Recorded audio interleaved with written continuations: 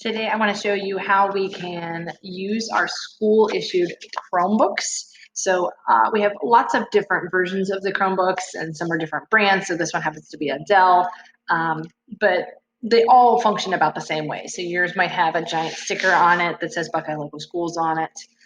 But really, they all log in the exact same way. So what you need to do is find which end is the end that opens up. So this is where the hinge is. So the opposite end is where you're going to lift it open.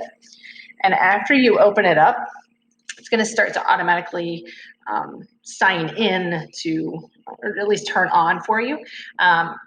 Now, if you've never used this before on your account, you're going to notice that you don't have an account to choose from. So right now there's no account for me to sign into. It's just a guest user, and we don't want to use the guest user account because we're not a guest, we're a student.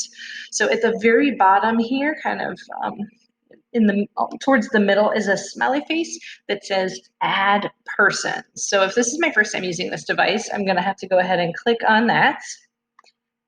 And once I click on that, it opens in the login screen. I apologize if the quality's a little rough here, but I'm going to go ahead and type in my username. So my username is going to be the first three letters of my first name, my entire last name, and then dot, which is a period.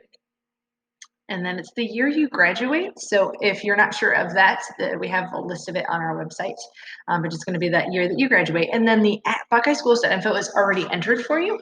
So you don't have to, it's already written in here. I know again, it's horrible quality, but it's already written there for you.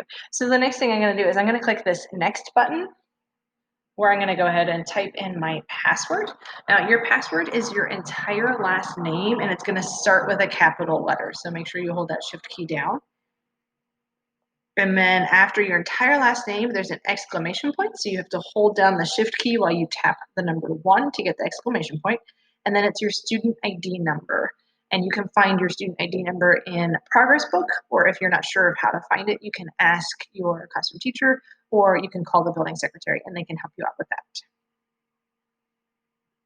So after that, I'm going to click that blue next button. I accidentally just hit enter, which is another way you can get in. And now it's going to start signing me into this account. Now, the first time you sign in is going to take a little bit longer than the sequential times you do it after this. But it's going to start loading all of the apps that we have pushed to our students. So right now it defaults me straight to that Google homepage, which is great because that's going to be really helpful for whenever I want to get into my classroom. You'll notice over here, I just got a Go Guardian notification because we do have that synced with the students' accounts so that we can help monitor what they are, their activity on the computers so that we can help them better. And it looks like everything has loaded up here. So now I can go in and I could access my Google Classroom or my email or whatever the teacher asks me to do. You'll notice that we have Zoom over here. So whenever it's time for me to use that, I can use all of those applications. When I'm done, I do need to make sure that I'm going to sign out if I'm sharing this device with another student. If you're the only one using this device, you don't have to sign out, and that'll make it a little bit easier each time. But when it is time to sign out of the device, because if I just close it, it's not signing out. If I go in the bottom right-hand corner here, and I'm going to click on the time, it's going to give me the choice. Sorry, it's going to give me the choice up here to sign out. So whenever I am done using it, if I want to keep my account nice and secure, I'm going to choose that sign out option. And it's going to take me back to the home screen or that welcome screen.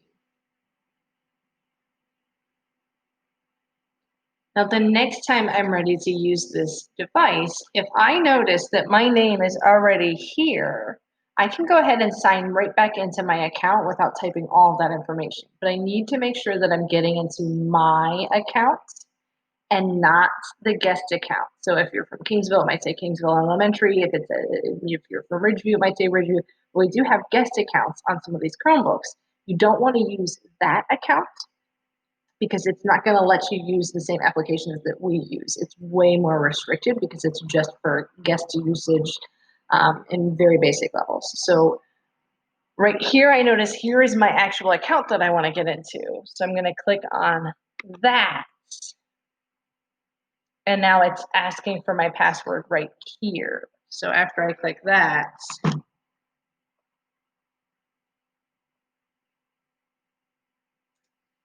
and hit that arrow at the end, I can go ahead and sign into my account. And I know it's my account because when I click the time down here, I can see my account up here.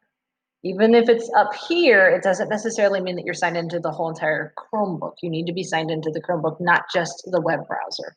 So I know that can get a little confusing at times.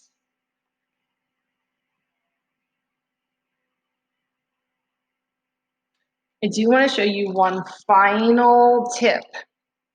If you're in your Chromebook and you're having problems with it and it won't let you get into your classroom the way you want it to, or Zoom isn't working quite as well, if you notice in the bottom corner here, if you notice this red exit session button, that means you are not signed into the device. That means you are just using it as a guest, and this is a guest session.